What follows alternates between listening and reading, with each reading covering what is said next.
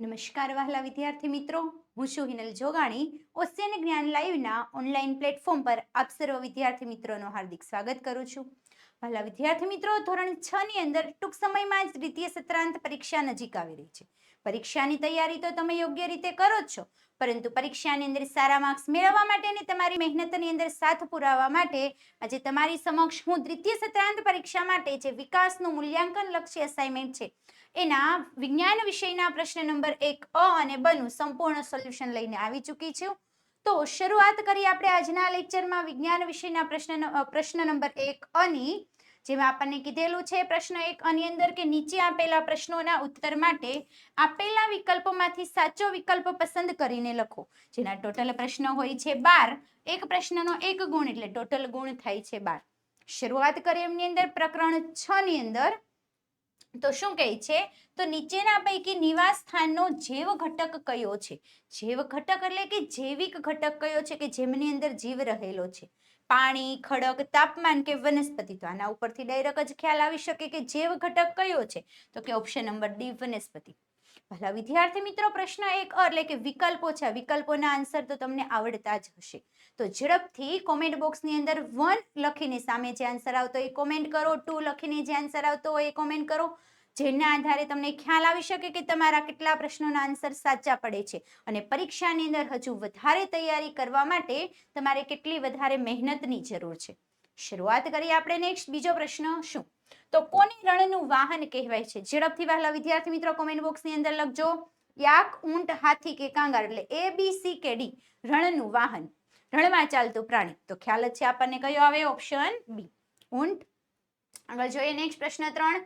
દરિયા કિનારે કઈ વનસ્પતિ વધારે જોવા મળે છે? દરિયાની અંદર સીસમ, નીલગિરી, નાળિયેરી કે ખજૂરી? દરિયાની અંદર સૌથી વધારે જોવા મળતી વનસ્પતિ ઝડપથી કોમેન્ટ બોક્સમાં લખજો. A, B, C કે D?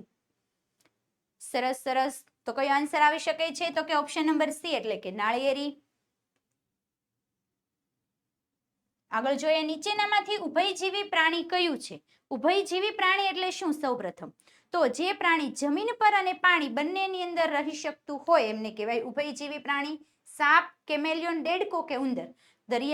પાણીમાં ને જમીન બંને પર રહે તો એક જ પ્રાણી છે, કયું હોય? તો કે દેડકો, એટલે ઓપ્શન સી.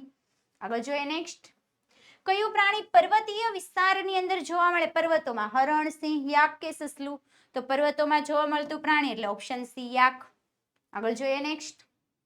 નીચેના પૈકી કયું દરિયાઈ પ્રાણી નથી, એટલે કે દરિયાની અંદર જોવા મળતું નથી? ઓક્ટોપસ, માછલી, વહેલ કે ગોકળગાય? કયું પ્રાણી નહીં જોવા મળે? ઝડપથી આન્સર આપજો. દરિયાની અંદર તો આન્સર કયો આવે છે? તો કે ઓપ્શન ડી, ગોકળગાય દરિયામાં જોવા મળતું નથી. ત્યાર પછી આગળ જોઈએ નેક્સ્ટ પ્રશ્ન. શું કહે છે? તો કે કયા જળચર પ્રાણીનું શરીર બોટ આકારનું હોય છે? બોટ એટલે કે હોડી જેવું હોય. કયા પ્રાણીનું શરીર એવું હોય? ઓક્ટોપસ, માછલી, વહેલ કે ડોલ્ફિન? આમાંથી કોનું શરીર બોટ આકારનું હોય છે? તો કોનું હોય છે? તો કે ઓક્ટોપસનું શરીર કેવું હોય? બોટ આકારનું નથી એવું પૂછેલું છે. તો માછલી, વહેલ ને ડોલ્ફિનનું શરીર તો બોટ આકારનું જ હોય, પણ ઓક્ટોપસનું બોટ આકારનું નથી, એટલે ઓપ્શન એ. આગળ જોઈએ ત્યાર પછી નેક્સ્ટ.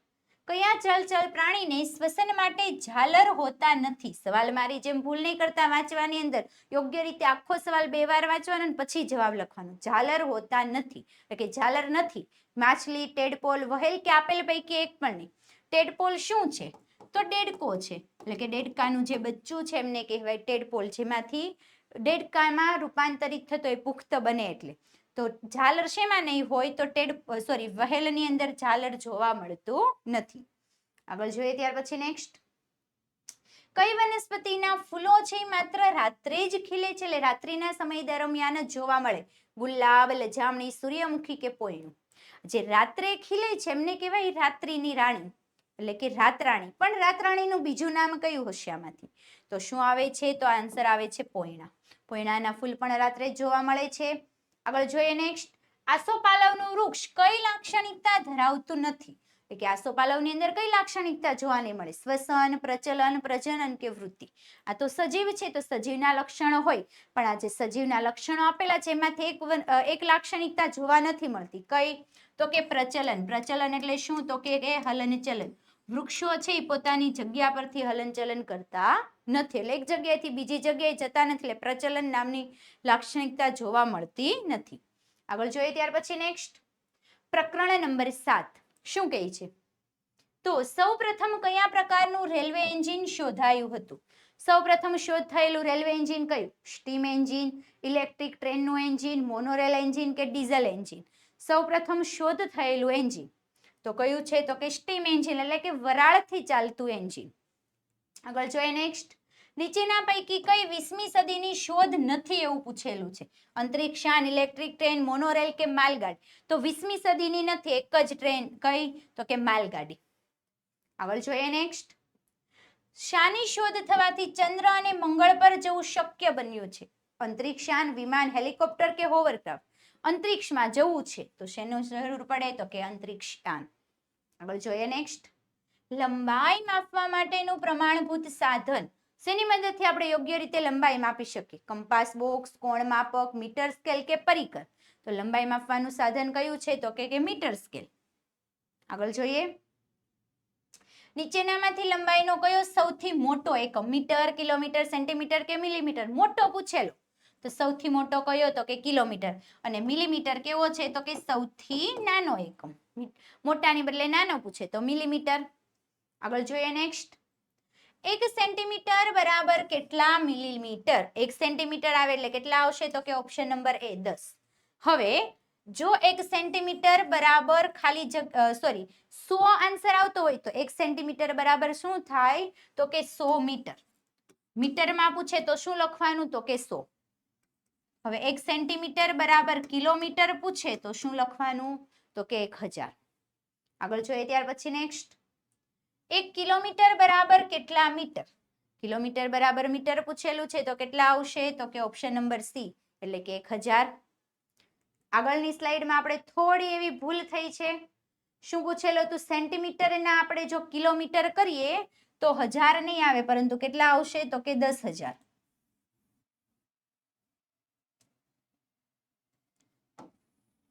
સેન્ટીમીટરમાંથી જો કિલોમીટરમાં જઈએ તો કેટલા આવે છે? તો કે 10,000. આગળ જોઈએ ત્યાર પછી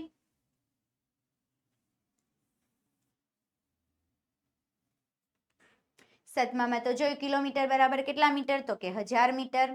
આગળ જોઈએ નેક્સ્ટ કોઈ પણ બે શહેર વચ્ચેનું અંતર માપવું છે તો કયો વ્યવહારિક એકમ યોગ્ય છે? બે શહેર વચ્ચેનું અંતર મીટર, સેન્ટીમીટર, મિલીમીટર કે કિલોમીટર? બે શહેરો દૂરના અંતરે દૂરનું અંતર માપવા એટલે મોટો એકમ કયો? તો કે કિલોમીટર. Option D. આગળ જોઈએ ત્યાર પછી નેક્સ્ટ ઝાડ પરથી ફળનું પડવું કયા પ્રકારની ગતિ છે? એટલે કે શું છે? તો કે ઝાડ ઉપરથી ફળ નીચે પડે છે તો કયા પ્રકારની ગતિ કહેવાય? સુરેખ ગતિ, વક્ર ગતિ, વર્તુળાકાર ગતિ કે આવર્ત ગતિ? તો ઝાડ પરથી ફળ જે પડે છે એમને કહેવામાં આવે છે ઓપ્શન એ એટલે કે સુરેખ ગતિ. આગળ જોઈએ નેક્સ્ટ પંખાના પાંખિયાની ગતિ. પંખો છે એ વર્તુળાકારમાં ફરતો એટલે પંખાના પાંખિયાની ગતિ કઈ થાય? તો કે વર્તુળાકાર ગતિ. Option number C. આગળ જોઈએ નેક્સ્ટ પ્રકરણ નંબર 8 જે પદાર્થ પ્રકાશને જરાય પસાર થવા દેતો નથી તે પદાર્થને શું કહેવાય? એટલે કે પદાર્થમાંથી કોઈ પણ પ્રકારનો પ્રકાશ પસાર નહીં થાય. પારદર્શક તો કે પસાર થાય નહીં આવે. પારભાસક તો કે થોડોક પસાર થાય તો પણ નહીં આવે. અપારદર્શક આવી શકે કારણ કે એમાંથી પ્રકાશ પસાર નહીં થાય. બીજું પ્રકાશિત તો એ જાતે પ્રકાશ ઉત્પન્ન કરે એટલે એ પણ આન્સર નહીં આવે. તો આપણો સાચો આન્સર કયો થયો? તો કે ઓપ્શન નંબર સી અપારદર્શક પદાર્થ. ત્યાર પછી નેક્સ્ટ જોઈએ આપણે પ્રશ્ન 2 શું કહે છે? તો કે નીચેનામાંથી પારદર્શક પદાર્થ કયો છે કે જેમની અંદરથી પ્રકાશ પસાર થાય? પદાર્થનું ઉદાહરણ કાચ, અરીસો, દૂધિયો કાચ કે ડહોળું પાણી? તો શેમાંથી પસાર થઈ શકે? તરત જ ખ્યાલ આવી જાય. ઓપ્શન નંબર એ એટલે કે કાચની અંદરથી યોગ્ય રીતે પ્રકાશ પસાર થઈ શકે છે. એટલે કેવો પદાર્થ છે? તો કે પારદર્શક પદાર્થ છે. આગળ જોઈએ નેક્સ્ટ પ્રશ્ન 3 નીચેનામાંથી હવે પૂછેલું છે કયું? તો કે અપારદર્શક પદાર્થ કે જેમાંથી પ્રકાશ બિલકુલ પસાર થતો નથી. કાચ, દૂધિયો કાચ, આરસ પહાણ કે પાણી? તો કયો આન્સર આવે છે? તો કે ઓપ્શન નંબર બી સી એટલે કે આરસ પહાણ. આગળ જોઈએ નેક્સ્ટ નીચેનામાંથી પારભાસક એટલે કે અમુક અંશે પ્રકાશ પસાર થાય એવો પદાર્થ અરીસો, દૂધિયો કાચ, ચશ્માનો કાચ કે દૂધ? તો કયો આવશે? તો કે ઓપ્શન બી દૂધિયો કાચ એટલે થોડું ઘણું આરપાર આપણે જોઈ શકીએ. આગળ જોઈએ નેક્સ્ટ કયો પદાર્થ પોતે પ્રકાશ આપે છે? પોતાની જાતે જ પ્રકાશ ઉત્પન્ન કરતો પદાર્થ. ચંદ્ર, શુક્ર ગ્રહ, સૂર્ય કે કાચ? પોતાની જાતે જ પ્રકાશિત છે એવો પદાર્થ તો કે સૂર્ય, સ્વયં પ્રકાશિત. નીચેનામાંથી કયા પદાર્થનો પડછાયો પડે નહીં? પડછાયો નથી પડતો. અરીસો, લાકડી, વાદળ કે કાચ? તો જેમાંથી પ્રકાશ સંપૂર્ણપણે પસાર થઈ જાય એનો પડછાયો પડે નહીં, પણ જેમાંથી પ્રકાશ પસાર થતો નથી એટલે કે અપારદર્શક પદાર્થ છે એનો પડછાયો પડે. તો કાચ તો કેવો છે? તો કે પારદર્શક, તો એમાંથી પ્રકાશ પસાર થઈ જાય છે એટલે એનો પડછાયો પડે નહીં. એટલે આન્સર આવશે ઓપ્શન ડી. આગળ જોઈએ નેક્સ્ટ. પિનહોલ કેમેરા કયા સિદ્ધાંત પર કાર્ય કરે છે? પિનહોલ કેમેરાનો સિદ્ધાંત કયો? અપારદર્શક વસ્તુ પડછાયો રચે છે. લીસી અપારદર્શક સપાટી પ્રકાશનું પરાવર્તન કરે છે. પ્રકાશ સીધી રેખામાં ગતિ કરે છે કે પડછાયો પડદા પર પ્રતિબિંબ રચે છે? શું પૂછેલું? તો પિનહોલ કેમેરાનો સિદ્ધાંત. કયા સિદ્ધાંત પર? તો કે પ્રકાશ છે એ સીધી રેખાની અંદર ગતિ કરે છે. આગળ જોઈએ ત્યાર પછી નેક્સ્ટ. આગળ વધતા પહેલા વહાલા વિદ્યાર્થી મિત્રો ખાસ ધ્યાન આપજો અને ખાસ સાંભળજો. ધોરણ 6 ની અંદર ટૂંક સમયમાં જ દ્વિતીય સત્રાંત પરીક્ષા નજીક આવી રહી છે. આ પરીક્ષાની તૈયારી તો તમે યોગ્ય રીતે કરો જ છો, પરંતુ અત્યારે હાલમાં પરીક્ષાની તૈયારી માટે આપણે વિકાસ પરીક્ષા લક્ષી અસાઇનમેન્ટ છે એમનું સંપૂર્ણ સોલ્યુશન જોઈ રહ્યા છીએ. આ સોલ્યુશન આપણે હાલમાં વિડીયો ફોર્મેટમાં જોઈએ છીએ, પરંતુ આ સોલ્યુશન જો તમારે પીડીએફ સ્વરૂપમાં પ્રાપ્ત કરવું હોય તો પીડીએફ મેળવવા માટેની લિંક નીચે વિડીયોના ડિસ્ક્રિપ્શન બોક્સમાં આપેલી છે, અથવા તો આપણી એપ્લિકેશન ઓશિયન જ્ઞાન લાઈવ અત્યારે જ ડાઉનલોડ કરો. ત્યાંથી પણ તમે આ પીડીએફ પ્રાપ્ત કરી શકો છો. પણ શું તો આ પીડીએફ નું સોલ્યુશન મેળવવા માટે એક વિષયની કિંમત છે માત્ર ને માત્ર કેટલી? તો કે 150 રૂપિયા. હવે આ સોલ્યુશન છે એ તમને તદ્દન ફ્રીમાં પ્રાપ્ત થઈ શકે છે. કેવી રીતે? તો એપ્લિકેશન ડાઉનલોડ કરી શું કરવાનું? તો હાલમાં તમે ધોરણ 6 ની અંદર અભ્યાસ કરો છો. જેવી પરીક્ષા આપશો એટલે પરીક્ષા પૂર્ણ થશે એટલે તમે કયા ધોરણમાં આવશો? તો કે ધોરણ 6 પૂર્ણ કરીને ધોરણ 7 ની અંદર. તો શું કરવાનું? તો તમારે એપ્લિકેશન ડાઉનલોડ કરીને ધોરણ 7 ની બ્રહ્માસ્ત્ર બેચની અંદર જોઈન્ટ થવાનું છે. શેમાં જોઈન્ટ થવાનું? તો કે ધોરણ 7 ની બ્રહ્માસ્ત્ર બેચમાં. શા માટે? કારણ કે પરીક્ષા પૂર્ણ થાય એટલે આપણું ધોરણ 6 પૂર્ણ થઈ ગયું અને 7મું ધોરણ શરૂ થવાનું. માટે ધોરણ 7 ની બ્રહ્માસ્ત્ર બેચની અંદર જોઈન્ટ થવાનું છે. હવે જો આપણે ધોરણ 7 ની બ્રહ્માસ્ત્ર બેચમાં જોઈન્ટ થયા તો આ બેચમાં જોઈન્ટ થઈએ તો આપણને કઈ કઈ વસ્તુ પ્રાપ્ત થઈ શકે છે? તો 7 ની અંદર જતા પહેલા તો હજુ આપણા માટે સૌથી મોટો પ્રશ્ન શું? ધોરણ 6 ની વાર્ષિક પરીક્ષા એટલે કે દ્વિતીય સત્રાંત પરીક્ષા હજુ બાકી છે. પરીક્ષા પૂર્ણ કરવાની છે અને પરીક્ષાની અંદર સારા માર્ક્સ મેળવવાના છે. તો જો તમે આ બ્રહ્માસ્ત્ર બેચની અંદર જોડાયેલા છો તો એમની અંદર તમને ધોરણ 6 ની પરીક્ષાની યોગ્ય રીતે તૈયારી કરવા માટે અને પરીક્ષામાં સારા માર્ક્સ મેળવવા માટે જે પરીક્ષાના પેપર છે એ પેપર અને સાથે સાથે એમનું સોલ્યુશન પણ પ્રાપ્ત થવાનું છે. હવે આ પેપર કેવા છે? એટલે કે જે પેપરનું સોલ્યુશન તમને મળવાનું છે યોગ્ય તૈયારી માટે એ પેપર કેવા છે? તો ગુજરાત સરકારની જે નવી બ્લુપ્રિન્ટ છે એ નવી બ્લુપ્રિન્ટ મુજબ તૈયાર કરવામાં આવેલા દરેકે દરેક પ્રશ્નપત્ર છે. આ પ્રશ્નપત્રની અંદર કયા કયા પ્રશ્નો છે? તો જે તમારી એકમ કસોટી છે, ત્રિમાસિક કસોટી છે, આ ઉપરાંત પરખ નામની પ્રશ્ન બેંક છે, વગેરે દરેકે દરેક વસ્તુમાંથી યોગ્ય રીતે શોધીને લેવામાં આવેલા જે મોસ્ટ આઈએમપી પ્રશ્નો છે એવા મોસ્ટ આઈએમપી પ્રશ્નોમાંથી તૈયાર કરવામાં આવેલા પેપર છે. સાથે સાથે પેપરનું પણ યોગ્ય રીતે સોલ્યુશન પ્રાપ્ત થવાનું છે, જેમના કારણે તમારી મહેનત યોગ્ય દિશામાં થઈ શકે છે. આ પેપર દરેકે દરેક વિદ્યાર્થીઓ, વાલીઓ અને શિક્ષકો દરેક વ્યક્તિ માટે ઉપયોગી છે. સાથે સાથે વિદ્યાર્થીને આ ઉપરાંત ધોરણ 6 ની દ્વિતીય સત્રાંત પરીક્ષાની યોગ્ય તૈયારી કરવા માટે અસાઇનમેન્ટનું સોલ્યુશન પણ તદ્દન ફ્રીમાં પ્રાપ્ત થવાનું છે.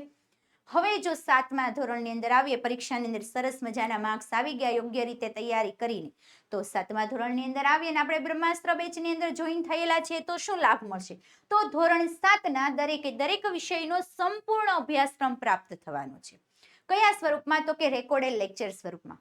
જેના કારણે શું થશે? તો કે તમે ગમે ત્યારે, ગમે તે સમય, ગમે તેટલી વાર, એટલે કે ગમે જે કંઈ પણ વસ્તુ છે, જે વિડીયો છે એ રેકોર્ડેડ સ્વરૂપમાં છે, તો ગમે ત્યારે તમે તમારા સમયની અનુકૂળતા મુજબ જોઈ શકો છો. હવે તમને કંઈ પણ પ્રશ્ન સમજાતો નથી, તમને મૂંઝવતા કંઈ પ્રશ્નો છે, એમનું જો તમારે સોલ્યુશન કરવું છે તો તો એમના માટે અલગથી લાઈવ ક્લાસ રાખવામાં આવે છે, જેમાં તમને મૂંઝવતા પ્રશ્નો મોકલી શકો છો અને એમનું તરત ને તરત યોગ્ય રીતે સોલ્યુશન પ્રાપ્ત થઈ શકે છે. પરિણામે તમારી મૂંઝવણ દૂર થાય છે. સાથે સાથે દરેક વિષયના સ્વાધ્યાયનું પણ સોલ્યુશન આપણને મળે છે. આ ઉપરાંત ધોરણ 7ની જે સ્વઅધ્યયન પોથી છે, સ્વઅધ્યયન પોથીનું પણ સોલ્યુશન મળશે. યુનિટ ટેસ્ટ પણ રાખવામાં આવેલી છે. આ ઉપરાંત બીજું ઘણું બધું તમને આ બ્રહ્માસ્ત્ર બેચની અંદર પ્રાપ્ત થવાનું છે. તો બ્રહ્માસ્ત્ર બેચ આપણી એપ્લિકેશન ઓશિયન જ્ઞાન લાઈવ ડાઉનલોડ કરવા માટેની લિંક પણ નીચે આપેલી છે અને ઝડપથી બ્રહ્માસ્ત્ર બેચની અંદર જોડાઈ જાઓ, જેમના કારણે અહીંયા જે કંઈ પણ વિશેષતા છે, જે કંઈ પણ લાભ પ્રાપ્ત થવાના છે, લાભનો તમે યોગ્ય રીતે ફાયદો ઉઠાવી શકો અને યોગ્ય એનો ઉપયોગ કરી શકો છો. આ ઉપરાંત તમને જે કંઈ પણ મૂંઝવતા પ્રશ્નો છે, હજુ પણ તમારા પ્રશ્નો છે, પ્રશ્નનું સોલ્યુશન કરવું છે, તો અહીં આપેલો કોન્ટેક્ટ નંબર 7046222254 પર તમે કોન્ટેક્ટ કરી શકો છો, જેમના કારણે જે કંઈ પણ પ્રશ્નો છે, પ્રશ્નનું યોગ્ય રીતે સોલ્યુશન લાવી શકાય. આગળ જોઈએ ત્યાર પછી નેક્સ્ટ પ્રકરણ નંબર 9, જેમાં શું કહે છે પ્રશ્ન 1 ની અંદર, તો કે વિદ્યુત આપતું સાધન કયું છે, એટલે કે જેમાંથી વિદ્યુત ઉત્પન્ન થઈ શકે એવું સાધન કયું છે? ટોર્ચ, વિદ્યુત કોષ, સૂર્યકુકર કે વિદ્યુત બલ્બ? વિદ્યુત ઉત્પન્ન થતું સાધન તો એ તો એક જ આપી શકે, કયું? તો કે ઓપ્શન નંબર બી, વિદ્યુત કોષ.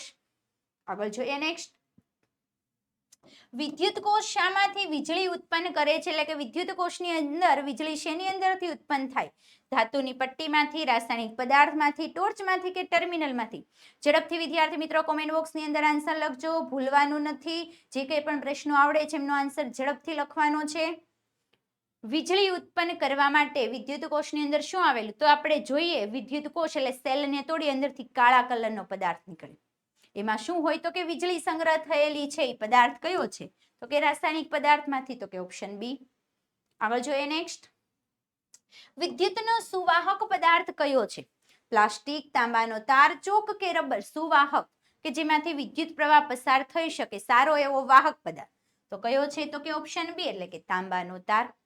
આગળ જોઈએ નેક્સ્ટ, થર્મોકોલ એ કેવો પદાર્થ છે? સુવાહક, વિદ્યુતનો રક્ષક, અવાહક કે અર્ધવાહક? તો એમાંથી વિદ્યુત પ્રવાહ પસાર થતો નથી એટલે કેવો છે? તો કે વિદ્યુતનો અવાહક. આગળ જોઈએ નેક્સ્ટ, પ્રકરણ નંબર 10, પ્રશ્ન 1 માં શું કહે છે? નીચેનામાંથી કઈ ધાતુ ચુંબક વડે આકર્ષાતી નથી, એટલે ચુંબક વડે આકર્ષિત નહીં થતી ધાતુ? નિકલ, કોબાલ્ટ, લોખંડ કે ચાંદી? ચુંબક વડે કઈ નથી આકર્ષાતી? તો કે ઓપ્શન નંબર ડી, ચાંદી. આગળ જોઈએ નેક્સ્ટ, નીચેનામાંથી કઈ ધાતુ ચુંબક વડે આકર્ષાય છે? ચાંદી, તાંબુ, મેગ્નેશિયમ કે લોખંડ? તો કઈ ધાતુ આવશે? તો કે ઓપ્શન નંબર ડી એટલે કે લોખંડ. આગળ જોઈએ નેક્સ્ટ, ગજિયા ચુંબકનો આકાર લંબઘન પટ્ટી જેવો, નળાકાર, ઘોડાની નાળ જેવો કે કંકણ આકાર? કયું પૂછ્યું? ગજિયો ચુંબક. ચુંબક કેવું હતું? તો કે પટ્ટી જેવો, લંબઘન પટ્ટી જેવો, ઓપ્શન એ. આગળ જોઈએ નેક્સ્ટ પ્રશ્ન 4, ચુંબકને શું કરવાથી ચુંબકત્વ નાશ પામે, એટલે ચુંબકની સાથે શું કરવામાં આવે તો એની ચુંબકીય શક્તિ ઓછી થઈ જાય અથવા તો નાશ પામી જાય? ગરમ કરો, વારંવાર પછાડો, ટીપો, આપેલ તમામ. તો બધી જ વસ્તુ કરીએ ત્યારે નાશ પામે, એટલે આન્સર આવે છે ઓપ્શન ડી, આપેલ તમામ. આગળ જોઈએ નેક્સ્ટ, પ્રકરણ નંબર 11, જેનો પ્રશ્ન 1 શું કહે છે? તો ગતિમાન હવા, હવા કેવી છે? ગતિમાન. નીચેનામાંથી કઈ ક્રિયા શક્ય બને? હવા ગતિમાં હોય તો કઈ ક્રિયા થાય? મંદિરની ધજા ફરકે, તો કે હા. ઝાડના પાન હલે, તો કે હા. ફરકડી ફરે, હા. તો ઓપ્શન ડી, આપેલ તમામ. આગળ જોઈએ નેક્સ્ટ, મિશ્રણના ઘટકોને છૂટા પાડવાની, બે પદાર્થો ભેગા છે ને એને છૂટા પાડવા કઈ રીતમાં ગતિમાન હવા વધુ અસરકારક છે, એટલે ગતિમાન હવા મદદ કરે? ચાળવું, ગાળવું, ઉપણવું કે વીણવું? તો શું આવશે? તો કે ઉપણવું. ઉપણવાની ક્રિયામાં શું કરવામાં આવે? તો કે કોઈ એક ઊંચાઈ પરથી એક હલકો પદાર્થ અને એક ભારે પદાર્થ હોય, મિશ્ર થયેલા છે, તો જો ઉપરથી આપણે એને ઊંચાઈ પરથી જો મુક્ત કરીએ છીએ તો આ ગતિમાન હવાને કારણે હલકો પદાર્થ છે એ થોડોક દૂર જઈને પડે છે અને ભારે પદાર્થ નજીક પડે છે. પરિણામે મિશ્રણના બે ઘટકોને આપણે છૂટા પાડી શકીએ છીએ. આગળ જોઈએ ત્યાર પછી નેક્સ્ટ, હવા શું છે? તત્વ, મિશ્રણ, સંયોજન કે વરાળ?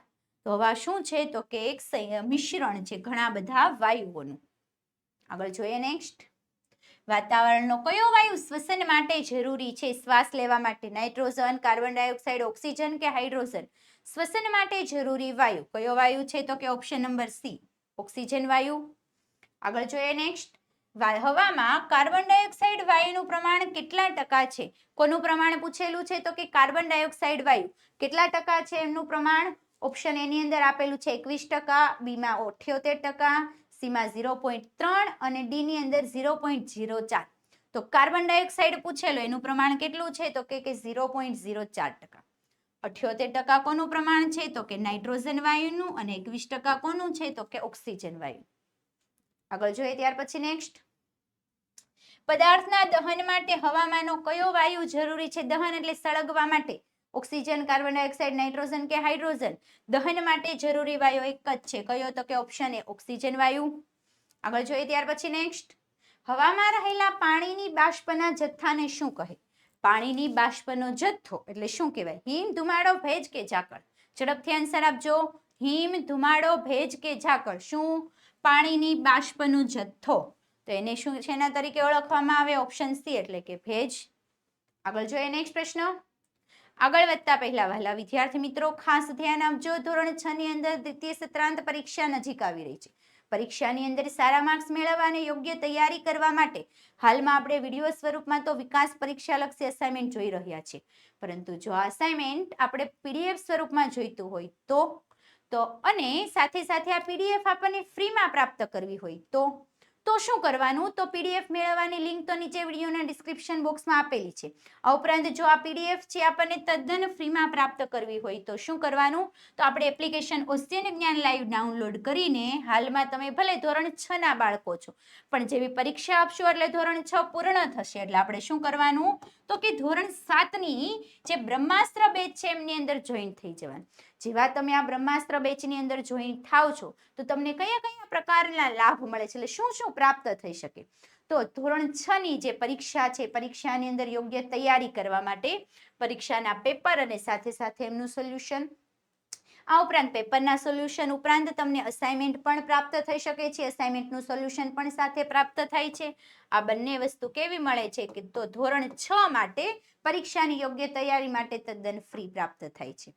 ત્યાર પછી જો ધોરણ 6 ની અંદર તો આપણે સારા માર્ક્સ મેળવી દીધા, પરીક્ષા યોગ્ય રીતે પાસ કરી, પણ હવે ધોરણ 7 ની અંદર આવેલા છીએ એટલે આપણે ધોરણ 7 માં એડમિશન લીધેલું છે, બ્રહ્માસ્ત્ર બેચમાં જોઈન થયા છીએ, તો શું એમાં મળશે? તો ધોરણ 7 નો સંપૂર્ણ અભ્યાસક્રમ. કયા સ્વરૂપમાં? તો કે દરેક વિષયનો પ્રાપ્ત થશે, પરંતુ રેકોર્ડેડ લેક્ચર સ્વરૂપમાં. પરિણામે શું થઈ શકે છે? તો ગમે ત્યારે તમારી અનુકૂળતા મુજબ તમે ગમે તે લેક્ચર જોઈ શકો છો. જો તમે જોવો છો લેક્ચર તો સાથે સાથે તમને જે કંઈ પણ પ્રશ્ન ઉદ્ભવે છે, જે કંઈ પણ ક્વેરી છે, એ મૂંઝવતા પ્રશ્નનું પણ સોલ્યુશન થઈ શકશે. કેવી રીતે? તો મૂંઝવતા પ્રશ્નના સોલ્યુશન માટે અલગથી લાઈવ ક્લાસ રાખવામાં આવે છે. પરિણામે જે કંઈ પણ પ્રશ્ન હોય, તમારો પ્રશ્ન જણાવો એટલે એનો તાત્કાલિક તમને આન્સર મળે છે, સોલ્યુશન પ્રાપ્ત થાય છે, જેમના કારણે તમારી મૂંઝવણ બિલકુલ દૂર થશે. આ ઉપરાંત શું પ્રાપ્ત થશે? તો દરેક વિષયના સ્વાધ્યાયના સોલ્યુશન પ્રાપ્ત થાય છે. સાથે સાથે દરેક વિષય ધોરણ 7 ની બધા જ વિષયની જે સ્વાધ્યાયન પોથી છે, સ્વાધ્યાયન પોથીનું પણ સોલ્યુશન પ્રાપ્ત થશે. યોગ્ય રીતે તૈયારી માટે યુનિટ ટેસ્ટ રાખવામાં આવે છે. આ ઉપરાંત બીજા ઘણા બધા પ્રકારની વિશેષતા, ઘણા બધા લાભ તમને મળવાને પાત્ર છે. પરંતુ ક્યારે? તો જો તમે બ્રહ્માસ્ત્ર બેચની અંદર પ્રવેશ મેળવેલો છે તો જ. તો ઝડપથી બ્રહ્માસ્ત્ર બેચની અંદર જોઈન થઈ જાઓ અને તમને જે કંઈ પણ લાભ પ્રાપ્ત થાય છે, દરેક લાભનો તમે ફાયદો ઉઠાવો, જેમના કારણે તમારું પરિણામ ધોરણ 6 નું છે એ ધોરણ 6 નું પરિણામ યોગ્ય રીતે સુધારો કરી શકો. હજુ પણ તમને કંઈ મૂંઝવતા પ્રશ્નો છે, હજુ પણ તમારા પ્રશ્નોનું જો સોલ્યુશન નથી થયું, તો અહીં આપેલો કોન્ટેક્ટ નંબર 7046222254 પર કોન્ટેક્ટ કરો અને તમને મૂંઝવતા પ્રશ્નોનું ઝડપથી નિરાકરણ લાવો, જેમના કારણે તમે પરીક્ષાની યોગ્ય રીતે તૈયારી કરી શકો અને પરીક્ષાની અંદર સારા માર્ક્સ મેળવી શકો. ફરી પાછા આપણે આગળ વધીએ. નેક્સ્ટ પ્રશ્ન નંબર 1બ શું આપેલું છે? તો કે વ્યાખ્યા આપો. કેટલી વ્યાખ્યા? તો કે ટોટલ 5 વ્યાખ્યા પૂછાય છે. લખવાની છે કેટલી? તો કે 4 વ્યાખ્યા. એટલે આના માર્ક્સ કેટલા થશે? તો કે ટોટલ 4 માર્ક્સ. એક વ્યાખ્યાનો 1 માર્ક્સ. શરૂઆત કરીએ પ્રકરણ નંબર 6 થી. શું કીધેલી છે પહેલી? તો કે નિવાસ સ્થાન એટલે શું? તો વનસ્પતિ અને પ્રાણીઓ જે કંઈ પણ વિસ્તારમાં રહીને પોતાનું જીવન જીવે છે એમને શું કહેવાય? તો કે એમને એનું નિવાસ સ્થાન કહેવાય. આગળ જોઈએ, વનસ્પતિ અને પ્રાણીની બદલે લખી શકાય સજીવો પણ. બીજું આપેલું છે અનુકૂલન. અનુકૂલન એટલે શું? તો ચોક્કસ પ્રકારના નિવાસ સ્થાનને લીધે વનસ્પતિ કે પ્રાણીઓમાં રહેલી ચોક્કસ આદતો કે લક્ષણોની હાજરી પોતાના નિવાસ સ્થાનની અંદર કુદરતી રીતે જીવન જીવવામાં મદદ કરે છે. એમને શું કહેવાય? તો કે અનુકૂલન. જે કંઈ પણ વિસ્તારમાં રહેવું છે ત્યાં જીવન જીવવા માટે મદદ કરે એવી જે આદત છે, એવી જે ટેવ છે, એમને શું કહેવાય? તો કે અનુકૂલન.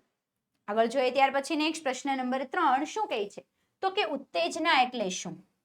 ઉત્તેજના કોને કહેવાય? તો આપણી આસપાસનો એવો બદલાવ કે જે આપણને તેમના તરફ પ્રતિચાર આપવા માટે પ્રેરિત કરે.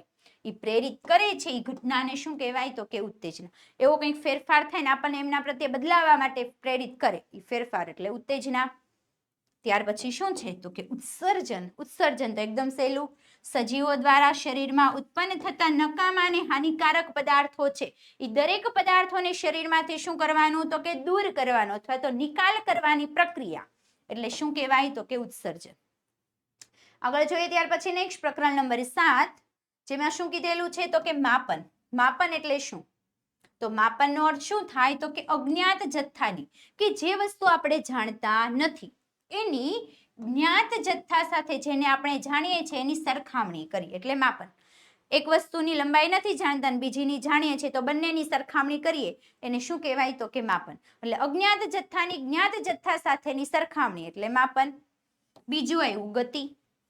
તો સમયની સાથે સ્થિતિમાં થતો ફેરફાર એટલે શું? ગતિ. પદાર્થ સ્થિર છે તો ગતિમાં આવે એટલે કે સમયની સાથે પદાર્થની જે સ્થિતિ છે એ સ્થિતિની અંદર જે ફેરફાર થાય છે એને શું કહેવાય? ગતિ. આગળ જોઈએ નેક્સ્ટ સુરેખ ગતિ કોને કહેવાય?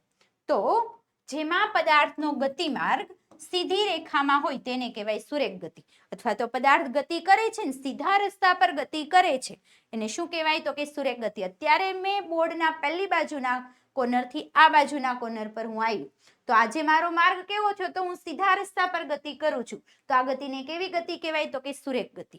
આગળ જોઈએ ત્યાર પછી આવર્ત ગતિ એટલે શું? તો વસ્તુ એક નિશ્ચિત સમયના અંતરાલ પછી પોતાની ગતિનું પુનરાવર્તન કરે તો એને શું કહેવાય? આવર્ત ગતિ. એટલે શું? પોતાનું મૂળ મધ્યમાન સ્થાન છે ત્યાંથી એક બાજુ જાય ફરી પાછી જગ્યાએ આવે ફરી પાછું બીજી તરફ જાય ફરી પાછી જગ્યાએ આવી રીતે શું કરે? પોતાની ગતિનું પુનરાવર્તન. શાના માટે? તો કે નિશ્ચિત સમયના અંતરાલ પછી એટલે ચોક્કસ સમય પછી ફરી પાછી ગતિનું પુનરાવર્તન કરે એને શું કહેવાય? આવર્ત ગતિ. અહીંયા ઉદાહરણ આપેલું છે લોલકની ગતિ અથવા તો લખી શકાય હિંચકાની ગતિ વગેરે ગતિ. કઈ ગતિ છે? તો કે આવર્ત ગતિ. આગળ જોઈએ ત્યાર પછી નેક્સ્ટ પ્રકરણ નંબર 8 અને 9 બંનેની સાથે વ્યાખ્યા આપેલી છે. જોઈએ પારદર્શક પદાર્થ એટલે શું? જે પદાર્થમાંથી પ્રકાશ છે એ સંપૂર્ણપણે પસાર થઈ જાય એને કેવો પદાર્થ કહેવાય? તો કે પારદર્શક પદાર્થ. પ્રકાશનું પરાવર્તન એટલે શું? તો કોઈ પણ વસ્તુની સપાટી પરથી પ્રકાશના કિરણો અથડાઈ જાય અને ફરી પાછા ફરે. કોઈ પણ વસ્તુ છે એમની સપાટી પર શું થાય? પ્રકાશના કિરણો અથડાય અને ત્યાંથી ફરી પાછા આવે. પાછા ફરવાની ઘટનાને શું કહેવાય? તો કે પ્રકાશનું પરાવર્તન. અથવા લખી શકાય કે અપારદર્શક વસ્તુ પર પ્રકાશના કિરણો આપાત થાય અને ત્યાંથી પ્રકાશના કિરણોનો માર્ગ બદલાવાની ઘટના એને શું કહેવાય? તો કે પ્રકાશનું પરાવર્તન. આગળ જોઈએ નેક્સ્ટ વિદ્યુત પરિપથ એટલે શું? કોને કહી શકાય? તો વિદ્યુત પ્રવાહ વહેવાનો જે સળંગ માર્ગ છે આખો જે રસ્તો છે એક જ સરખો એ સળંગ માર્ગને શું કહેવાય? તો કે વિદ્યુત પરિપથ. હવે વિદ્યુતનો સુવાહક પદાર્થ એટલે શું? તો જે પદાર્થમાંથી વિદ્યુત પ્રવાહ પસાર થઈ શકે એને શું કહેવાય? તો કે વિદ્યુતનો સુવાહક.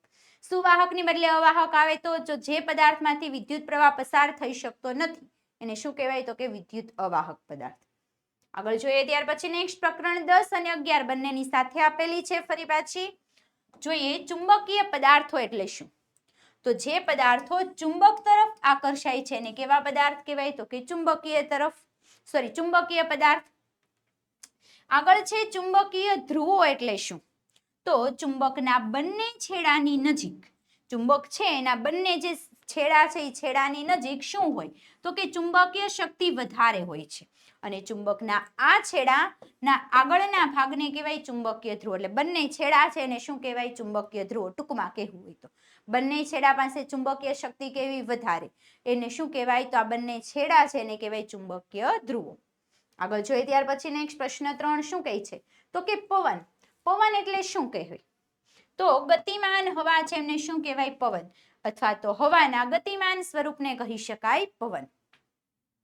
ભેજ એટલે શું? હવામાં રહેલી પાણીની બાષ્પનો જથ્થો, એને શું કહેવાય? ભેજ. હવામાં રહેલી છે પાણીની બાષ્પ, પણ કયા સ્વરૂપમાં? પાણી રહેલું છે પણ કયા સ્વરૂપમાં? તો કે બાષ્પ સ્વરૂપમાં. એનો જે જથ્થો છે એમને શું કહેવાય? ભેજ. આગળ જોઈએ ત્યાર પછી આગળ વધતા પહેલા વહાલા વિદ્યાર્થી મિત્રો ખાસ ધ્યાન આપજો. ધોરણ 6 ના જે તમામ વિદ્યાર્થીઓ છે એ ધોરણ 6 ની અંદર યોગ્ય રીતે તૈયારી કરવા માટે તમારા માટે નવા વિડીયો, અવનવી માહિતી આવતી જ હોય છે. આ અવનવી માહિતીની જો તમારી તાત્કાલિક જાણકારી મેળવવી છે તો શું કરવાનું? તો આજે જ અમારી સાથે વોટ્સઅપ ગ્રુપની અંદર જોડાઈ જાઓ. સૌથી મોટો પ્રશ્ન કે આ ગ્રુપની અંદર જોડાવું કેમ? તો આ વોટ્સઅપ ગ્રુપની અંદર જોડાવા માટેની લિંક નીચે વિડીયોના ડિસ્ક્રિપ્શન બોક્સમાં આપેલી છે, અથવા તો તમારે વધારે માહિતી પ્રાપ્ત કરવી હોય તો અહીં આપેલો કોન્ટેક્ટ નંબર 7046222254 પર તમે કોન્ટેક્ટ કરી શકો છો. તો બસ વહાલા વિદ્યાર્થી મિત્રો, આજના લેક્ચરની અંદર આપણે દ્વિતીય સત્રાંત પરીક્ષા માટે જે વિકાસ પરીક્ષા લક્ષી અસાઇનમેન્ટ છે, જેમના પ્રશ્ન નંબર 1 અ અને બ એટલે કે વિકલ્પ અને વ્યાખ્યાનું સંપૂર્ણ રીતે સમજૂતી સાથેનું સોલ્યુશન જોઈ ચૂક્યા છીએ. આજનો અભ્યાસ આપણે અહીંયા સુધી જ રાખીએ. ફરી પાછા નેક્સ્ટ લેક્ચરમાં નેક્સ્ટ પ્રશ્નના સોલ્યુશન સાથે મળીશું. ત્યાં સુધી જો તમને અમારો આજનો આ વિડીયો પસંદ આવ્યો હોય તો લાઈક કરો, તમારા જુદા મિત્રો સુધી શેર કરો અને અમારી યુટ્યુબ ચેનલમાં જો નવા હોય તો આજે જ ચેનલને સબસ્ક્રાઇબ કરો. અસ્તુ, જય હિન્દ.